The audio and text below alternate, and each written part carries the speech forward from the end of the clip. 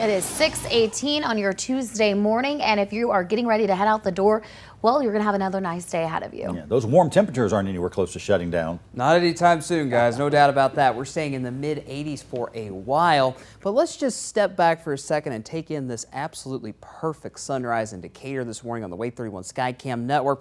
Very colorful out there, obviously. If you have any sunrise photos of your own, send them to me. share@wavetv.com. That's the email address. I see every single one of those photos. And if your photo's good enough, it might end up on air later on today at midday. It's 56 degrees in Decatur right now. Most of us are in that mid to upper 50s range, and we are still tracking some of that patchy, dense fog out there. Nothing too widespread, but it's still out there. Those numbers look like this, still zero visibility in Scottsboro. It's been that way really since we came on air at 4:30 this morning. 6 miles in Decatur, 7 miles in Guntersville, 7 miles in Fort Payne, down to 6 miles in the Shoals, and 2 miles in Gadsden. So take it slow if you see that fog this morning, and turn on those low beam lights too. Good news is no rain on the Wave 31 Storm Tracker early warning radar network, but we may not be completely dry tomorrow. We'll explain why in just a second. Your bus stop forecasts might have some of that fog this morning, so slow down around those bus stops too. We're going to hover in that mid to upper 50s range for the next hour or so. Sun comes up, fog goes away. We're warming up very quickly today. 84,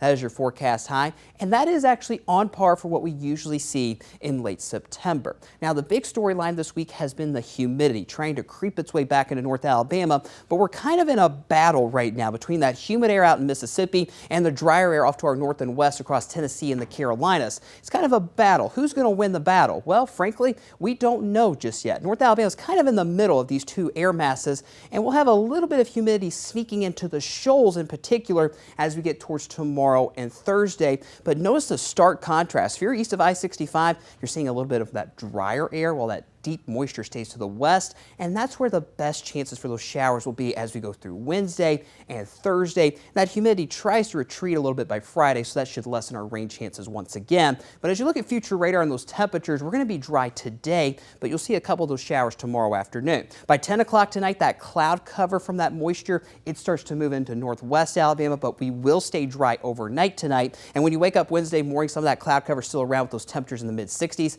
And here we go. By 2:30 tomorrow afternoon, there you see just a couple of very isolated showers in the Shoals. It's just a 10% chance. Many of us will stay dry, but if you're in the Shoals in particular, heads up, you might see a quick shower tomorrow afternoon. And any of those showers that do develop, they will start to fade away as we get past sunset tomorrow night. Temperature trend for the next 5 days going to hover in the mid-80s all the way through the weekend. And again, like I mentioned a moment ago, that's on par for what we usually see in late September. So all in all, it's pretty quiet here in North Alabama. Not the case in the tropics. Latest information on Hurricane Sam, a monster Category 4 storm, 130-mile-per-hour winds.